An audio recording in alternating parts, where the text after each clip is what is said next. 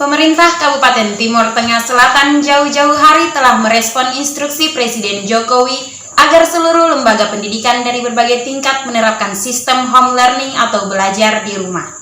Ya, instruksi Presiden Jokowi ini dimaksudkan untuk mencegah dan memutus mata rantai penyebaran virus corona atau COVID-19 yang kini menjadi masalah nasional bahkan internasional. Berikut liputan selengkapnya untuk Anda. Pemerintah Kabupaten Timur Tengah Selatan jauh-jauh hari telah merespon instruksi Presiden Jokowi agar seluruh lembaga pendidikan dari berbagai tingkat menerapkan sistem home learning atau belajar di rumah.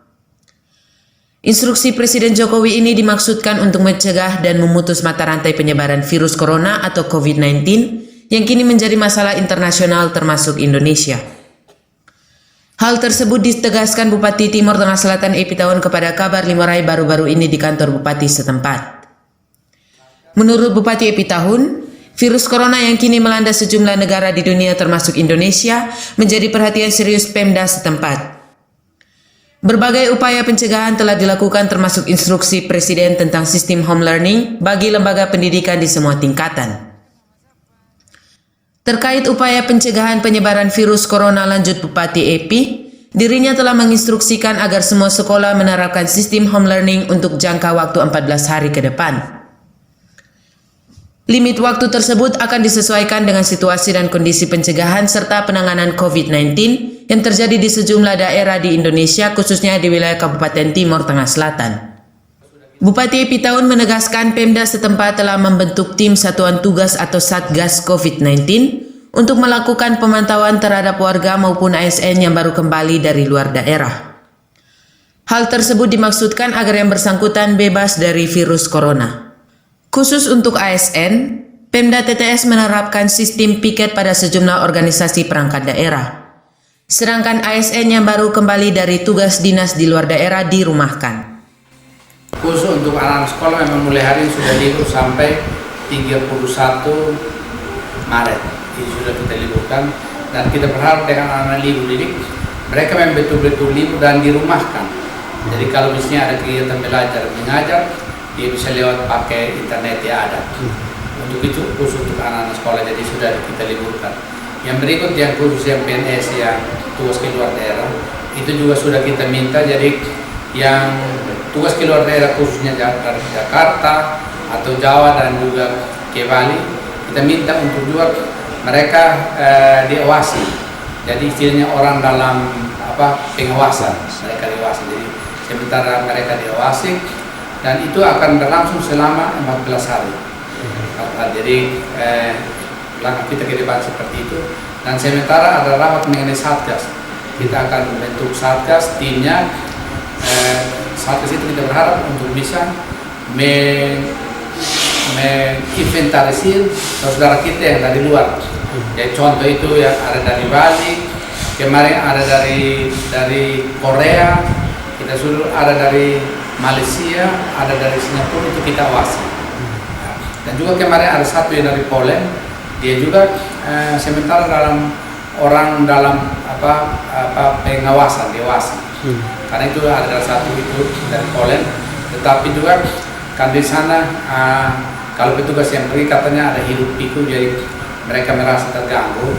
Saya bilang kita lewat ini camat dan lewat kepala desa sehingga mereka betul diawasi, tetapi juga tidak dalam bentuk diasingkan, tidak dalam bentuk diasingkan.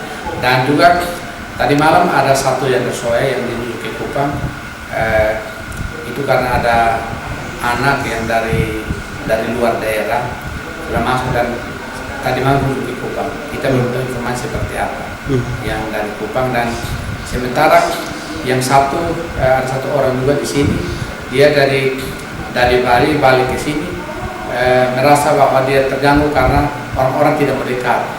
Tetapi ya saya kira hal yang manusia sekali karena memang virus ini sangat berbahaya. Jadi orang menjauh bukan karena diasingkan, tetapi ya karena kondisi dan keadaan. Jadi saya sebagai Bupati Timur Tengah Selatan menghimbau kepada seluruh masyarakat untuk kita memang waspada terhadap virus ini, tetapi jangan takut yang berlebihan. Jadi kita waspada, tetapi tidak boleh takut yang berlebihan. Dan juga semua rapat-rapat di lingkungan pemerintah daerah kita tiadakan. Tetapi yang sangat mendesak harus selamat ya, kita suruh pakai cuci tangan pakai sabun atau cuci tangan pakai alkohol yang ada disediakan di dinas masing-masing. Dan juga dari khusus dari rumah sakit, dari dinas kesehatan mengenai alat pengamanan mereka, termasuk dengan bahan habis pakai juga kita memperhatikan untuk bisa dibantu sehingga pelayanan kalau ada yang dicurigai atau ada yang menjadi orang yang dewasa, itu juga kita perhatikan sehingga pelayanan kepada masyarakat tetap berjalan dengan baik. Kepala Dinas Pendidikan dan Kebudayaan Kabupaten Timor Tengah Selatan, Seperius Edison Sipa secara terpisah kepada Kabar Limarai di ruang kerjanya menjelaskan, pihaknya telah menindaklanjuti edaran Menteri Pendidikan dan Kebudayaan serta edaran Bupati Timor Tengah Selatan terkait penerapan sistem home learning sebagai upaya pencegahan penyebaran virus corona di wilayah kabupaten setempat. Baik, menyikapi edaran Menteri Pendidikan dan Kebudayaan Republik Indonesia nomor 3 tahun 2020 terkait dengan antisipasi virus corona, maka langkah yang diambil oleh pemerintah daerah Kabupaten Timor Tengah Selatan di bidang pendidikan adalah terbitnya edaran Bupati Timor Tengah Selatan nomor Dikbud .0.6.03/394 tahun 2020 tentang pembelajaran di rumah atau home learning. Ada 6 poin yang ditegaskan dalam edaran Bapak Bupati Timor Tengah Selatan bahwa untuk mengantisipasi virus corona maka edaran Bupati Timor Tengah Selatan mengeluarkan diantaranya semua satuan pendidikan mulai dari PAUD, TK, SD dan SMP mengalihkan pembelajaran di satuan pendidikan ke rumah masing-masing. Sekali lagi, yang pertama mengalihkan pembelajaran di satuan pendidikan ke rumah masing-masing. Yang kedua, bahwa seluruh peserta didik tetap belajar efektif di rumah melalui kelas jauh atau dengan mengerjakan tugas yang diberikan oleh guru atau dengan memanfaatkan kelas maya sebagaimana rumah belajar yang diterbitkan oleh Pustekom Kemdikbud sesuai dengan laman yang kami sudah sampaikan agar siswa dan guru bisa mengakses laman rumah belajar untuk para siswa bisa belajar melalui rumah belajar yang diterbitkan oleh Pustekom. Yang ketiga yang perlu yang ada penegasan di Bapak Bupati adalah bahwa Kepala Satuan Pendidikan dan guru memastikan layanan pembelajaran di rumah dapat berjalan efektif. Yang ketiga. Dan yang keempat, guru dan tenaga kependidikan tetap masuk sekolah sebagaimana jam kerja untuk memastikan distribusi tugas kepada siswa-siswi yang belajar di rumah bisa berjalan secara efektif. Nah, di Kabupaten Timor Tengah Selatan ini ada 2 pola. Pola pembelajaran melalui HP Android atau melalui aplikasi yang dibuka oleh sekolah masing-masing agar anak-anak dia belajar berdasarkan aplikasi yang diberikan, dan sudah dibuka WA group per kelas agar ada komunikasi antara guru bidang studi dengan siswa. Contoh SMP Simfiane Soe, pagi tadi kami memantau di sekolah, ya tepat jam 7.15 guru bidang studi jam pertama sudah distribusi tugas ke siswa, dan kepala sekolah menghubungi semua orang tua untuk memastikan apakah anak sudah ada di ruang belajar di rumah atau di meja belajar, karena guru bidang studi hendak mendistribusikan tugas untuk diselesaikan. Sementara Kepala SMP Katolik Sinviane Soe Romo Johannes Nomel di ruang kerjanya menjelaskan, telah menindaklanjuti edaran Bupati Timur Tengah Selatan dengan menerapkan sistem home learning di sekolah setempat. Baginya persoalan virus corona atau COVID-19 kini telah menjadi masalah nasional bahkan internasional dan memerlukan perhatian serius semua pemangku kepentingan di daerah. COVID-19 ini masalah nasional bahkan internasional, karena itu kami memikirkan cara bagaimana menerjemahkan bahasa dalam surat bahwa siswa itu bukan libur tetapi belajar di rumah.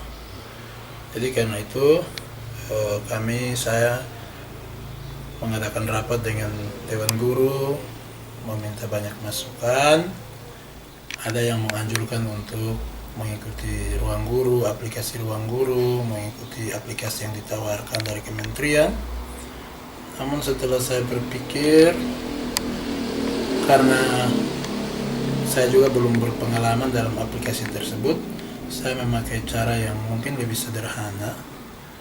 Yang pertama, caranya bahwa semua guru itu punya WhatsApp grupnya kelasnya masing-masing.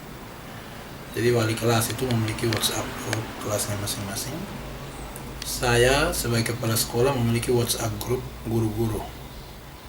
Jadi pada hari kemarin dalam rapat saya mengambil roster mata pelajaran, lalu meminta kepada guru-guru mata pelajaran untuk mengirimkan tugas mereka secara jadwal. Jadi misalnya kalau hari Senin itu ada bahasa Indonesia, matematika, dan PKN, maka guru itu mengirimkan tugasnya itu 3 tugas di dalam satu hari, sesuai dengan jadwal sekolah. Jadi hari ini siswa-siswa pada kelas 9C misalnya mengerjakan bahasa Indonesia dan PKN misalnya. Itu mereka mengerjakannya itu dikirim, soalnya itu dikirim dari guru ke wali kelas. Lalu wali kelasnya itu mengirimkan kepada anak-anak murid.